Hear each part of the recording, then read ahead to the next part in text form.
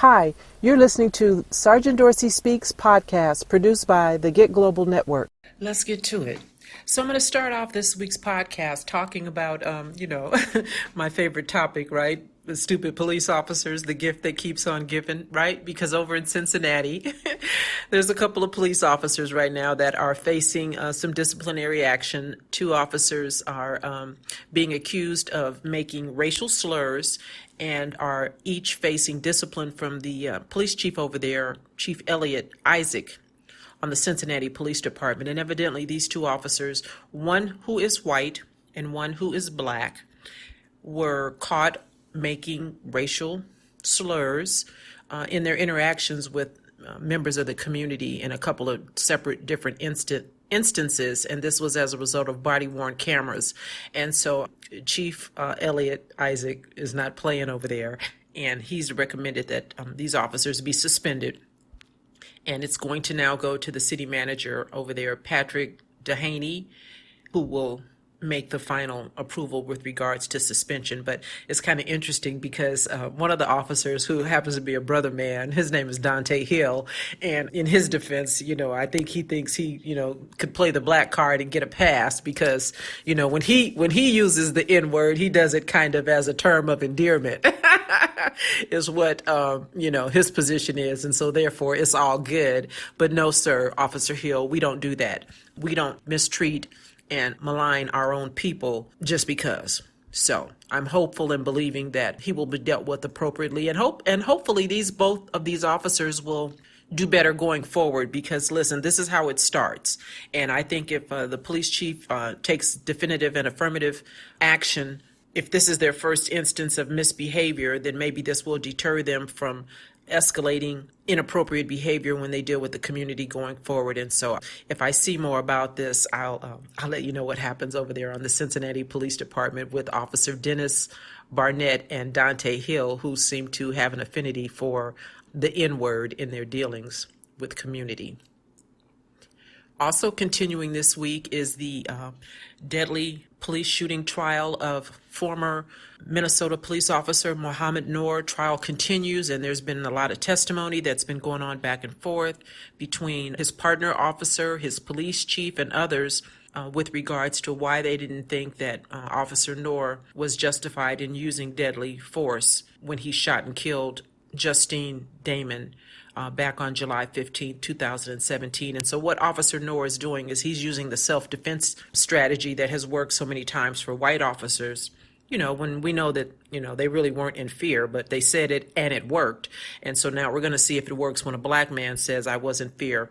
Evidently, Officer Noor's position was corroborated by his partner, whose name is Matthew Harity. He said that he too heard a thump on the police squad car that they were sitting in just before Officer Noor fired his weapon. And I guess the both of them were sitting back there in that alley scared to doggone death.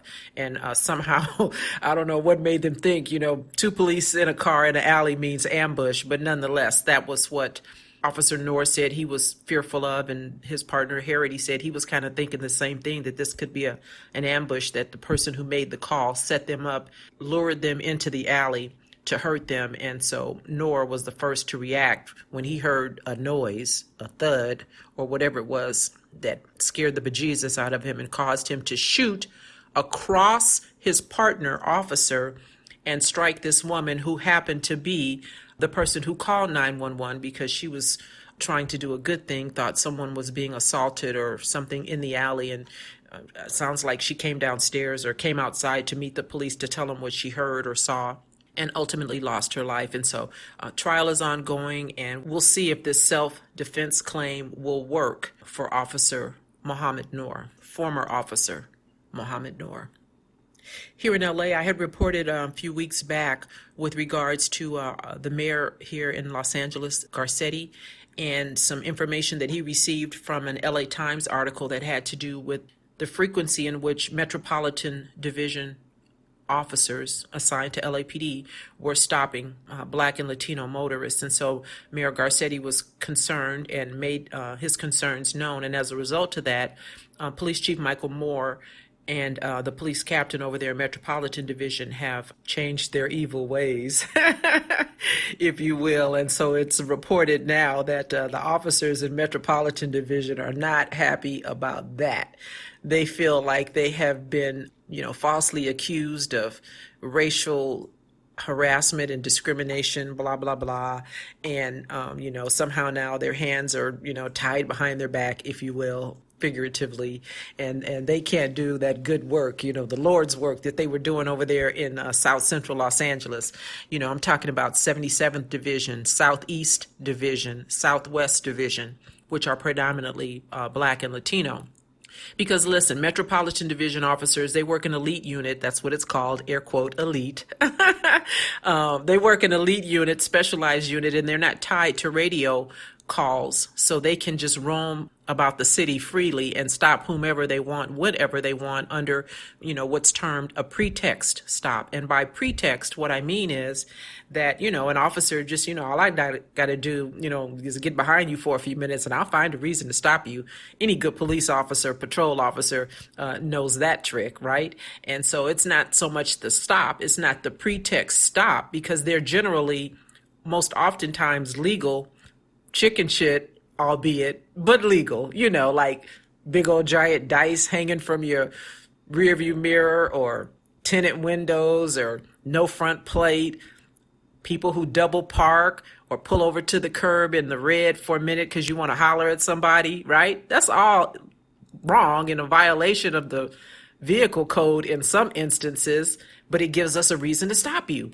The stop is not the problem. The problem is if things get contentious during that stop and an officer uses that pretext stop in a way that winds up being a situation where now they're going to manufacture some kind of probable cause or, reasonable suspicion to arrest this person that they stopped or put them in jail, because now that person is hot because they can't believe that, you pulled them over because they got big old fuzzy dice hanging from their rearview mirror. So, sometimes, especially these millennials, they know their rights, but they don't necessarily know the law, and they don't really know all the reasons that a police officer could pull you over. And listen, I worked traffic, Central Traffic Division specifically. I worked traffic for 5 years, and I am well versed in vehicle code infractions. That was my thing back in the day. And so, I could really have some fun with you at your expense based on a plethora of things that I can find you violated in the vehicle code here in California. And so, most people don't know that. And some people, particularly young people, and particularly our young men, might be bothered by that and might not be reasonable in their response to an officer. And it could lead to a use of force and escalate to a use of deadly force. And so we've seen that happen. And listen, don't act like I'm making this stuff up, right? We've seen officers escalate situations to the use of deadly force. Eric Garner, right? Did they need to choke him because he wouldn't turn around right away and submit to being handcuffed? So that's my concern with regards to these pretext stops down in those South End divisions. And so that's what metropolitan officers do. And in this instance that it was reported on in the newspaper, they saw a car that was illegally parked next to a red curb. And they saw a man walk up to the front passenger window and then he retreated. That's the way it's written in the paper. He walked up to the front passenger window and then retreated. Ooh, he must have been involved in some kind of a drug deal, right? Because who else walks up to a car parked at the curb, if you Black, and then retreats unless you just did a drug deal, right? And so, that was just one of the many pretext stops. And of course, once they engaged the person who walked up to the front passenger window and retreated, they found out that it was nothing untoward going on. And luckily, these officers were reasonable and they explained the reason for the stop. The person that they stopped was reasonable because they didn't get pissed off and turn it into a situation where somebody was wrestling somebody to the ground and then said he grabbed for my gun and I had to shoot him 17 times. That didn't happen, thankfully, in this instance. But, this is the kind of foolishness that goes on. And so listen, I know that could be a drug deal and it could not be a drug deal too, right? And listen, folks walking up to cars parked at the curb in a red zone or double parked or whatever bullshit, if I could say that, infraction happens over in Pacific Division and West LA Division and Devonshire and North Hollywood. It don't just happen down in 77th and Southeast, so know that. But listen, nobody's getting stopped over there in West LA Division because they would not have it. There would be a rebellion, and they'd be marching down to the front desk to speak to the captain over there if Metropolitan Division officers were doing that kind of foolishness over there. And that's why Metropolitan Division officers don't do that over there north of the Santa Monica Freeway. So anyway, we know that this stuff goes on, and now that Mayor Garcetti knows that it goes on, and of course black people have been complaining about this down in that part of the city for a long, long time to no avail. But there are statistics, and LAPD likes statistics, and according to the stats, black drivers are stopped at a rate 5 times their share of the population. So how is it then that you can justify stopping black people when, you know, they only make up, according to this report that's out there, black folks are only 9% of the city, yet they're 49% of the people that are stopped by Metro officers. And for Latinos, they make up 49% of the population, and they're stopped 44% of the time. And contrast that with white folks who are 28% of the city's population, and then traffic stops, motor stops by metropolitan officers are only done about 4% of the time. So you can see the disparity in the stops. And while although the stops are legal and all of that, I get it, there's a potential for someone to abuse that system. There are other ways, I believe, that Chief Mike Moore, who says he's committed to reducing crime down in the South End, and to that end has now decided that, you know, these random stops are not going to be the way to go. They're going to have to do something else, because this selective enforcement over in the South End, for me, is problematic. So we will see, you know, what happens down the road. Of course, the captain over Metropolitan Division, whose name is Jonathan Tippett, and he leads Metropolitan Division, and he likes pretext stops, evidently, because he's quoted in the paper as saying, you know, that they want to stop drive-by shootings, and the only way that they can really stop drive-by shootings in the South End is if they are able to do these kinds of stops. And he says if they're not there to do that, then it's going to have a negative impact, and it's going to allow people to go back to committing crime, according to Captain Jonathan Tippett.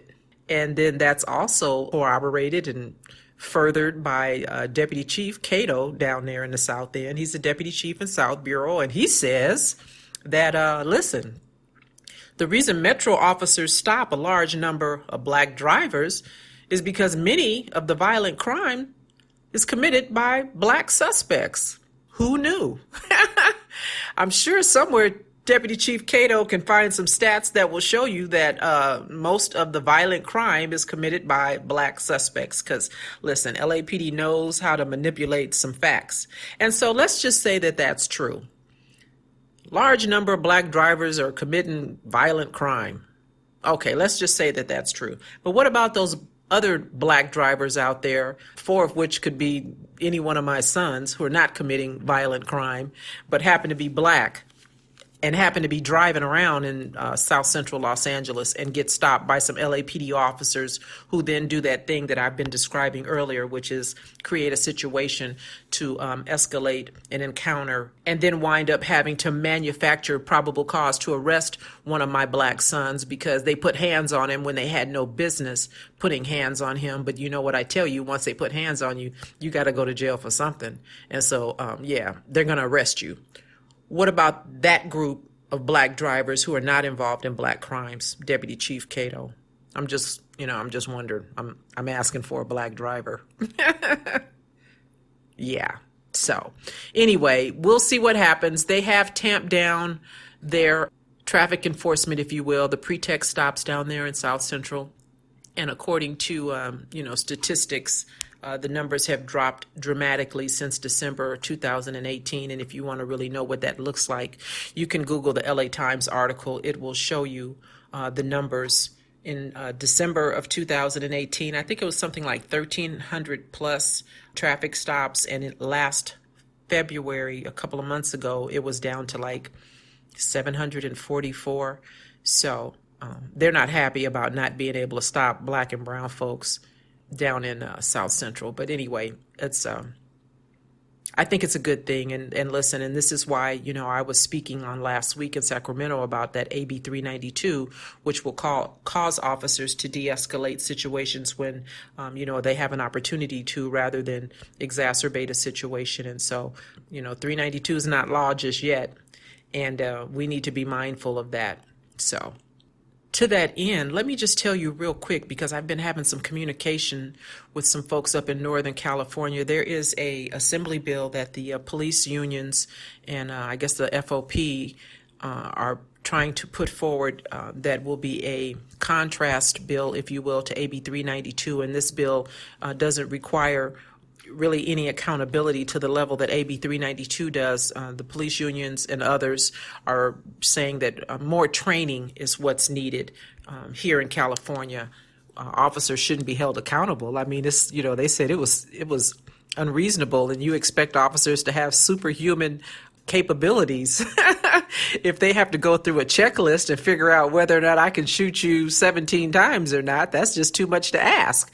So they have a companion bill that they're going to be presenting this week to legislators. And there are some folks up in Northern California who held a press conference on Monday with regards to why AB 392 is the way to go versus this companion bill in opposition that's being put forth by police unions here in California that says, no, don't discipline officers, don't hold them to a higher standard, don't find them negligible criminally if they shoot first and then figure out why they shot you later. Don't do that. Let's just train them. Let's just train them some more. And I don't know what the training really would consist of. Does it train you on how to be more effective with those 17 rounds that you're going to fire? Or does it train you on how to be more effective in your articulation as to why you needed to shoot immediately rather than de-escalate, take cover and concealment, request an air unit, request a perimeter, get back up, all that good stuff that, I used to do when I was in uniform? Yeah, I don't know what training really means when they say that. It's just a little too generic for me. But nonetheless, that happened this week also. So let's slide on down south, shall we, to, and south, I mean Florida. There are just a number of stories that are so alarming and so troublesome coming out of Florida. I have people that share stories with me because, of course, I can't be everywhere and all-knowing, although I like to think I'm kind of close to all-knowing, right? But listen, Florida is off the chain. I mean, the shenanigans and the foolishness that goes on down in Florida is just, it's almost hard to believe that this stuff is even tolerated. Who is running the state of Florida? Oh, never mind. I know. But anyway, listen, there are a couple of deputy sheriffs right now that are being looked at in Florida, and one's name is Christopher Krikovich. He's got 6 years on, and there's a sergeant on the same department named Sergeant Greg Lacera. He's got 17 years on the sheriff's department down there. And what happened is that these two deputies were involved over in Coral Springs. There was a bunch of students at a McDonald's over in Coral Springs. This McDonald's was about a half a mile away from this high school, and I don't know what was going on, but there's video that's been circulating on social media where these officers showed up, a bunch of officers showed up, I think it was about 3 of them or so, and according to their story, they were surrounded, they were outnumbered by about 200 students who were, air quote, yelling. They were yelling. These students were yelling and threatening and surrounding them. Really? Could you imagine a bunch of kids really threatening some police officers with guns in Florida when they understand that police will shoot and beat you in Florida? But nonetheless, that was their story and they stuck to it. And so they said that, they were afraid. They were fearing that, somebody might actually hit them or somebody might grab, one of their weapons or something off their belt. And so They found one kid in the group and they grabbed him and they just started doing what they do, put in work, beat this young black man, this young black teenager, threw him down on the ground, banged his head on the pavement, punching him in the head repeatedly. And if you see this video, you see that it's really nothing about controlling. It's nothing about being fearful. It's about punishing this young man. And I don't know why they chose him out of this alleged group of 200 to viciously attack, but nonetheless they did. And so now they're saying that they were in fear. I don't even know why they were there, but whatever. If they had a legal reason to be there, somebody called, too many kids, I don't know, being unruly, that could happen, because isn't that inherent to police work? And isn't that what kids do? They get a little mouthy, and so you just find one and you just grab him and throw him on the ground and bang his head into the pavement? Is that what we're taught to do down in Florida? And then you use that hypothetical, that you guys like to use. Well, I thought they were gonna hurt me.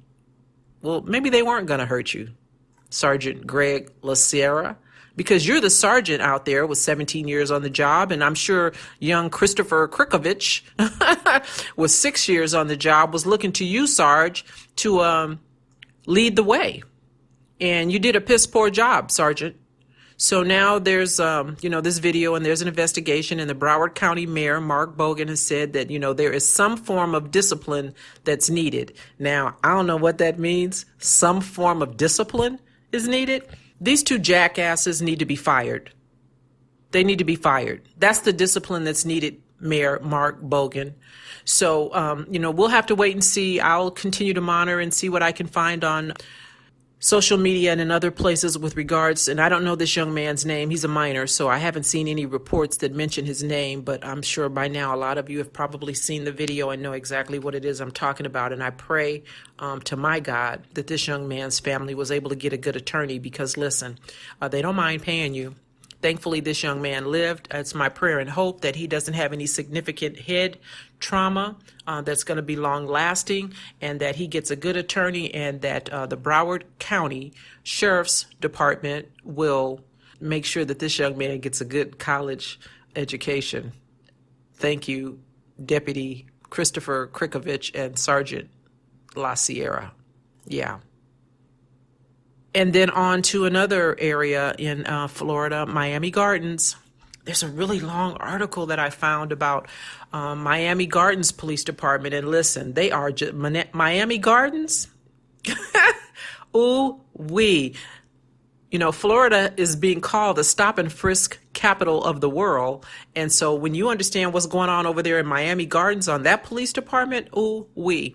There are officers over there that are just cutting up by the numbers. And listen, it's being condoned and tolerated. It's being minimized and mitigated. There are federal lawsuits that have been paid out over there in that city. It has cost taxpayers at least $3.5 million because of the shenanigans that's going on over there on the Miami Gardens Police Department. And the police chief and whoever else is at the top of that food chain, they seem to be okay with it. Just last summer, there's an officer over there by the name of Roland Clark. He's a Miami Gardens Police Department officer, and he was investigated for having sex on duty. Now, Officer Clark, before he worked for the Miami Gardens Police Department, he was a corrections officer over in Dade County. Dade Correctional Institution is where he worked before he came to Miami Gardens as a police officer. Now, when I tell you what he was involved in over at the corrections in the Dade Correctional Institution, one would wonder what the heck was Miami Gardens thinking about when they hired this guy? Because over at the Corrections Department back on June 23rd, 2012, Clark and a few of his officers had been involved, allegedly, in placing some inmate by the name of Darren Rainey, a 50-year-old man who was schizophrenic, and they put him in a scalding hot shower for 2 hours to punish him. And then this poor man, Mr. Rainey, ultimately passed away as a result of what Officer Clark and his buddies did to him. And with all of that went on back in 2012, the then Miami-Dade state attorney, whoever that is, and I don't know, but whoever was the state attorney in Miami-Dade, they declined to file any charges against Clark in the case of the death of this schizophrenic man back in 2012.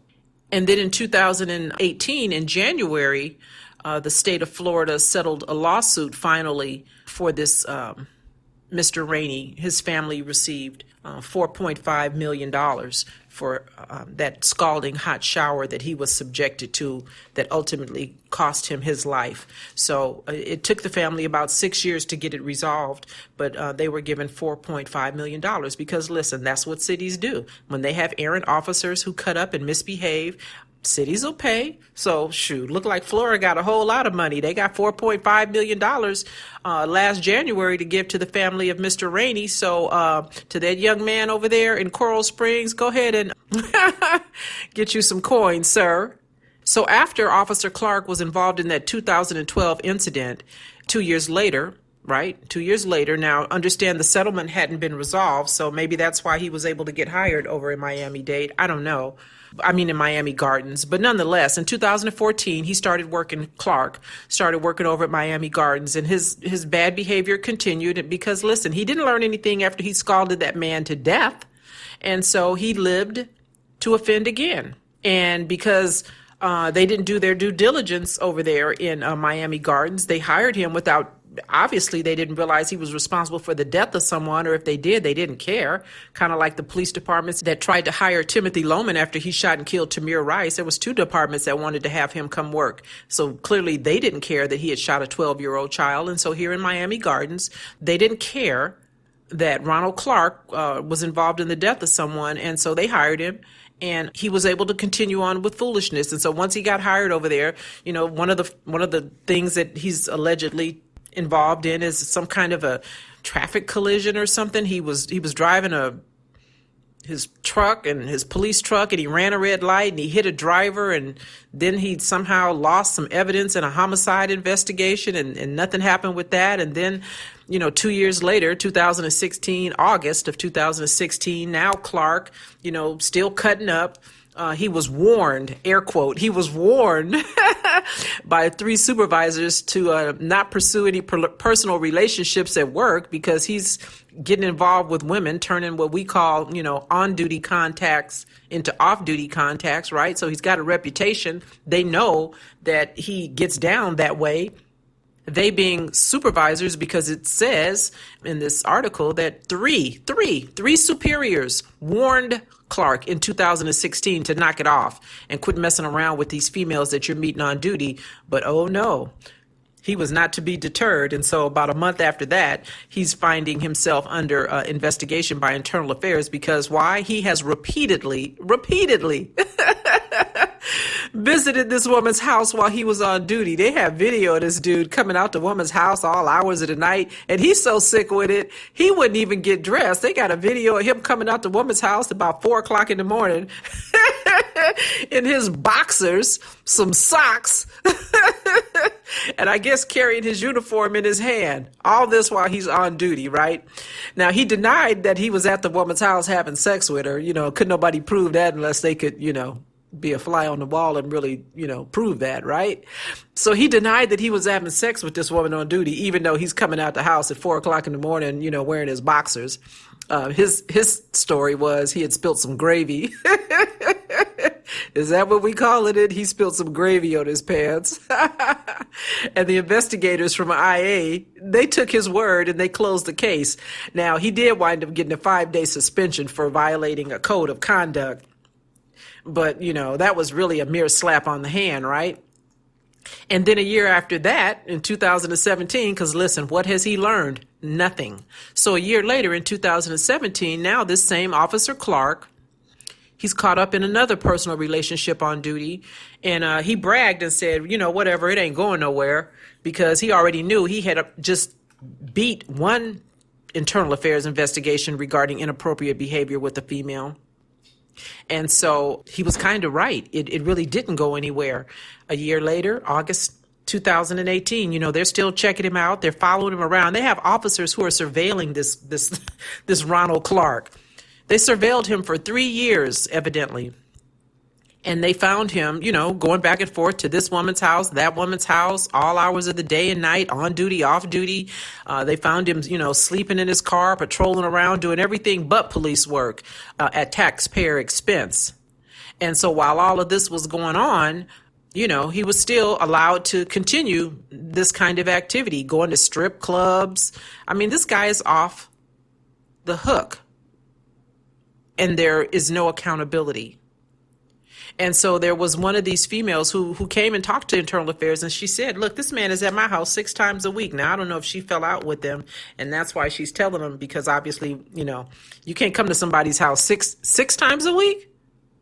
6 times a week he's at this woman's house, and he's there overnight. So maybe he worked graveyard or something. But anyway, he's there 6 times a week.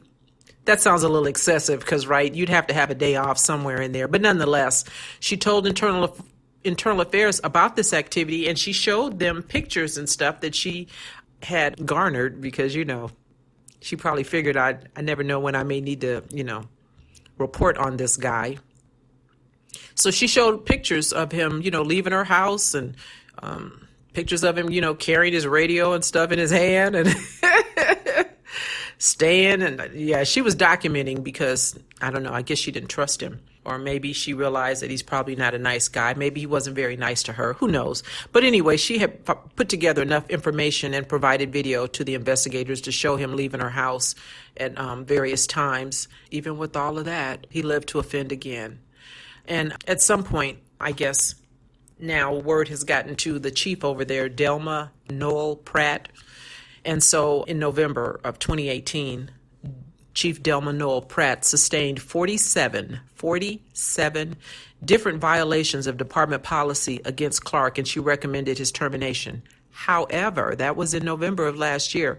According to the employment roll, if you will, in December, it still showed that Clark was an employee. So we don't really know the status of Officer Clark's employment over there. He may very well still be a police officer with a long history of misconduct, and it's being condoned and tolerated. And he's not the only one. There's another officer by the name of Javier Romagera.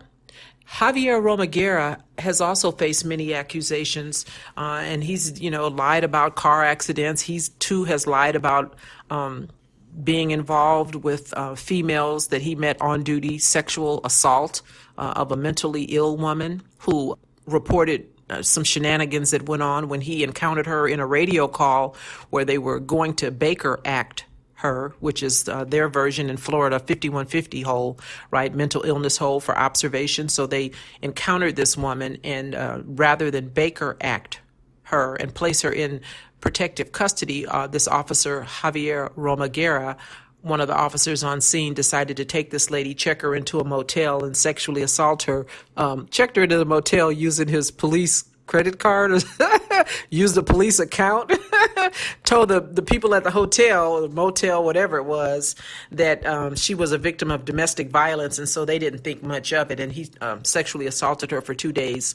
This lady ultimately sued and was given $150,000 as a settlement in that case.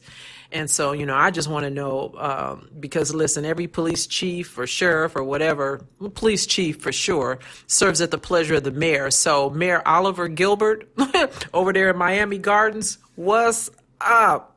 What is going on with your Miami Gardens Police Department? You, sir, have got to know that this stuff is going on, and you're okay with that? You're okay with that, Mayor?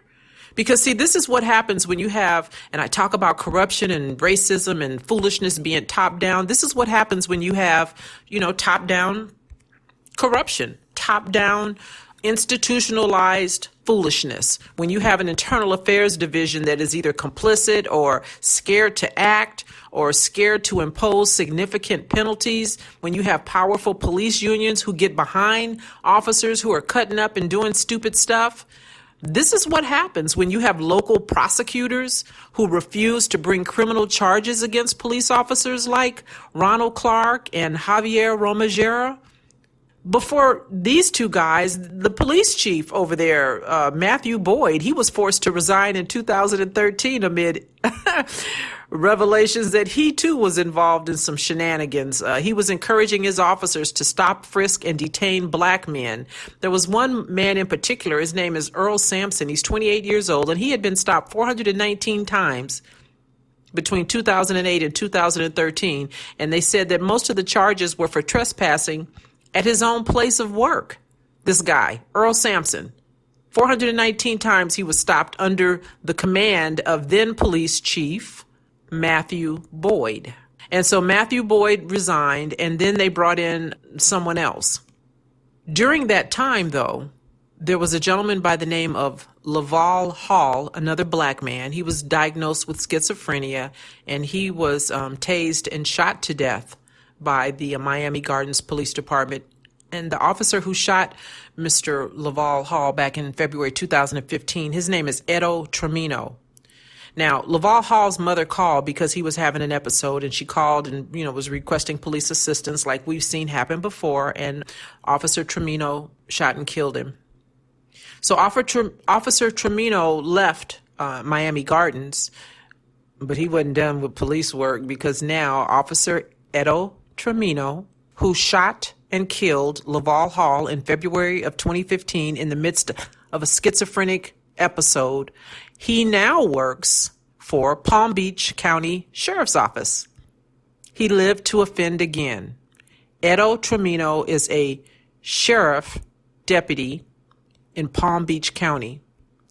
Again, how did he get hired by Palm Beach County when he was involved in the shooting death of a schizophrenic man over at Miami Gardens? Y'all just shuffling these police officers and deputies around like, the Catholic Church did with the priests. You just move them around. No significant penalty, no history, no record. Sheriff Rick Bradshaw over in Palm Beach County, Florida, hired Edo Tremino after he shot and killed a mentally ill man. And it's funny because as I was doing my research on this story, I looked up to see, number one, who's the sheriff over there, because I wanted to say his name, Rick Bradshaw. And then I saw that their motto is putting community first. Is that what y'all doing over there, Sheriff Rick Bradshaw? Are you putting the community first? Did you put the community first when you hired Edo Tremino? I'm just wondering, sir. But anyway, back to Miami Gardens. So listen, the police chief had to resign because he was involved in some shenanigans. Remember Chief Boyd? So Chief Boyd was replaced by some guy named Stephen Johnson, right? Stephen Johnson. So he's the new police chief. And don't you know, he wound up getting arrested. He's over in Broward County soliciting sex workers. So they had to get rid of Chief Johnson, and then he was replaced by somebody named Antonio Brooklyn. And then Antonio Brooklyn, he too had to resign in 2016, September, amid what? Sexual harassment allegations. So look, if you're some kind of pervert, if you have a certain proclivity and you out of work, you might just want to go on over to the Miami Gardens Police Department, because that place is a cesspool, and they seem to have a penchant for hiring folks who are involved in all kind of bad behavior. Misfit toys, police officers from other agencies who kill folks, who scald people in water, who harass and solicit sex workers. Yeah, Miami Gardens got a job for you. And so, listen, there are many, many lawsuits as a result of wrongful arrest, excessive force, in custody death, sexual harassment, wrongful termination, discrimination, and then violation of Florida's Whistleblower Act in Miami. And they don't seem even just a little bit about thinking about doing anything different. So if they don't have an appetite for doing something different than Miami Gardens community, state of Florida, you guys need to look at your leadership. Think about making some changes on these police departments and sheriff departments. If you want to affect some real policy change, you're going to need to affect some leadership change. There have been, it's reported, 22 lawsuits filed against that department since 2010. And so not only are citizens complaining, but you also have former department employees who are complaining about the department's stop and frisk policy. And some of the officers have filed in their complaints sworn affidavits detailing unlawful stops and a quota system that was put on them, as well as many of their peers making racist remarks. There was one sergeant who said that a major had told him to quote, not target the old man cutting his grass, but instead black males between the ages of 15 to 30 years old. This is a directive coming from a major to another police sergeant about how they are to comport themselves over there in Miami Gardens. And so listen, when I tell you racism and foolishness is top down, it's institutionalized, it's sometimes the, cultural. Here's an example of exactly what I'm talking about. There were reported 282 complaints made to Internal Affairs between 2007 and 2016 over there on the Miami Gardens Police Department. Of those 282 complaints, only 60 were sustained. Now listen, if there are 282 Internal Affairs complaints, that means these officers are not acting in a vacuum. That means that there are police supervisors of all ranks who are aware of what is going on that department, and they're allowing, they're condoning, they are acquiescing, looking the other way, whatever word you want to use.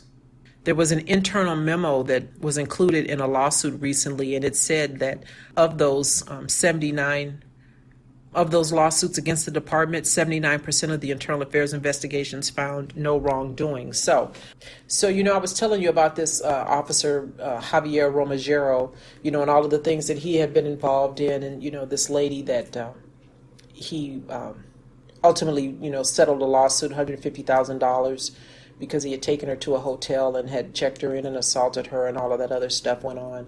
So finally, in April of 2018, because there was some other kind of litigation going, and it became known, prosecutors said that Officer Romagero, because he had lied so much about so many different things, that he was no longer, eligible to be used to testify in court and stuff like that, because he was a proven and shown liar, and he lied about a litany of things.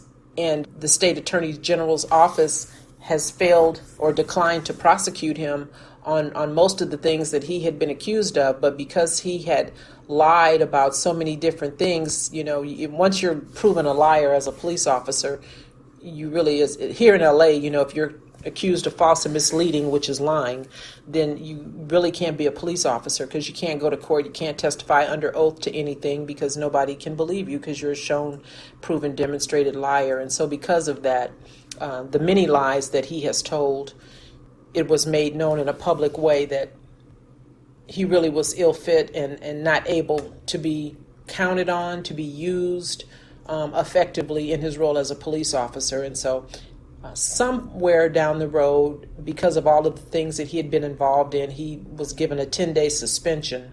And then at some point, I guess they decided, we're going to have to do a punctious pilot on you, but not before they promoted him.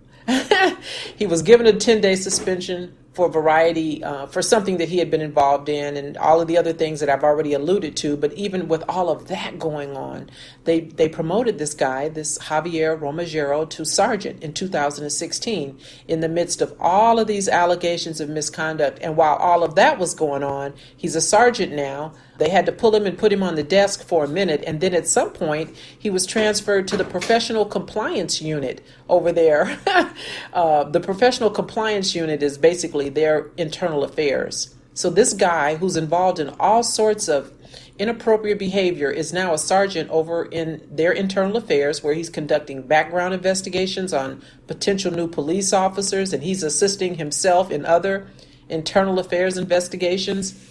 All of this is going on, and then finally in January of 2017, the department tried to fire him, and it took about a year. October of 2018, the termination process, I guess, was still ongoing, because Officer Javier Romagero filed a discrimination complaint, I guess, in an attempt to try to keep his job. And he said that, they were just trying to fire him because he was a Cuban, and, never mind all that, checking mentally ill women into a hotel and sexually assaulting them for a couple of days and putting people in the system that didn't need to be there. Never mind all that. They tried to fire me because I'm Cuban. So it's not known what his status is right now. It's believed that he was actually fired on October 25th, 2018, but it's unclear, because he too still shows on the employment roster, and the city spokesperson wouldn't clarify his employment status. Now, I don't know why they wouldn't verify whether or not he still works. You would think that if he was doing all the stuff that he was accused of, if he's been suspended for a variety of things, that they would want folks to know over there that the streets are safe and that this rogue cop is not amongst our sworn officers. It's reported also that the Dade County Police Benevolent Association is appealing this believed to be termination of the officer Javier Romagera. So maybe he's been fired. Maybe it's not 100% official because there's some kind of an appeal process that he's entitled to. And the Dade County Police Benevolent Association is the guiding force behind that. And so here again, you understand police chiefs, police associations, they often don't see a crazy officer who's cutting up that they can't get behind. And while they're getting behind him, the state attorney is refusing to prosecute Officer Javier Romagero. So state attorney still has not prosecuted Javier Romagero, and they have not prosecuted Officer Ronald Clark. That's what's going on in Florida. And then over in Cincinnati, New Haven, there are a couple of police officers that are in some hot water. Video surfaced last week, and protesters are not happy about it. There were two people that were driving a red Honda that was believed to have been involved in some kind of a robbery or something, and officers encountered a red car, thought it was the suspect's car, and immediately encountered it, boxed it in, jumped out of the car, fired into the vehicle, and struck the passenger, a female. Thankfully, they didn't kill her. But initially, the version that the two officers were trying to give was something very different than what surfaced when the real video got out. And the officers involved, one is from Hamden. His name is Officer Devin Eaton, and the other officer is from Yale University. He is a police officer, Terrence Pollock. Now, there's some, talk and chatter about why this university police officer was even off the university campus, and why this Hamden officer was in an area would not be normally entitled to patrol. I guess if you're a Yale officer or a Hamden officer, you shouldn't be over in New Haven, which is a little distance away, the way I understand the story. So they're going to have to explain that as well. And the police chief is professing a thorough investigation and transparency. So we'll see. I'll keep you posted. In the meantime, now it's time for Did You Know? And so this week, did you know? Maybe you didn't, but that's why I'm here, to tell you what you didn't know. I know you know this. Back on January 7th, 1998, there were three white men who beat a black man by the name of Bird. Mr. Bird had been offered a ride. He was 49 years old at the time when he was misled in the offer of this ride by these three white men, and they ultimately tied him to the back of a truck, and they dragged his body for nearly 3 miles, reportedly along a secluded road in what it's described as piney woods outside of Jasper. It's reported back then in 1998 that Mr. Bird was alive for at least 2 miles as these three white men drug him down this road, and eventually his poor little body was ripped to pieces, and he ultimately died. So now one of the men that was involved in the dragging of Mr. Bird is going to be executed this week. John Williams King, he's 44, and he is an avowed racist, and he is the one who is believed to have orchestrated that attack. He's slated to be put to death on tomorrow, Wednesday, in the dragging death of Mr. Bird. John William King is the second man to be executed in connection with this case. The first person that was executed was Lawrence Russell Brewer, and he was executed in 2011. And then the third guy involved, his name is Sean Allen Berry. He has been sentenced to life in prison. And so this week on tomorrow, the third person responsible for the dragging death of Mr. Bird is scheduled to be executed. And so while all that is going on, tensions continue to hang around and resurface over there in the town of Jasper where this occurred.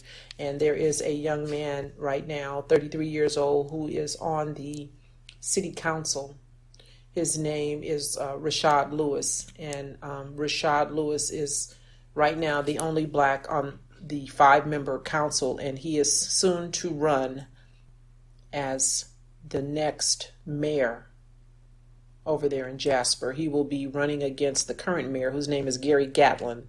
Rashad Lewis, 33 years old, is hoping to become the second black mayor in the history of Jasper, and that election is due to take place on May 4th. So for my listeners in Jasper, Texas, you have an election coming up on May 4th. Rashad Lewis wants to be your mayor. Until next time, you guys, be good and be safe. You have been listening to the Sergeant Dorsey Speaks podcast, produced by the Get Global Network. Sergeant Cheryl Dorsey is a television commentator, social justice advocate, and is also well known for her book, Black and Blue, Creation of a Social Advocate, an autobiography of her 20-year career as a black woman on the Los Angeles Police Department. The book details what she learned as an LAPD insider. Sergeant Dorsey can be contacted through her website, sgtdorseyspeaks.com, or via any of her social media sites like YouTube and Facebook. Take the time to subscribe to her YouTube channel and also subscribe to this podcast via major podcast networks like iHeartRadio, iTunes, Spotify, TuneIn, Spreaker, Stitcher, Google Podcast, and many others. The podcast is also available on wireless speaker systems like Alexa and Sonos.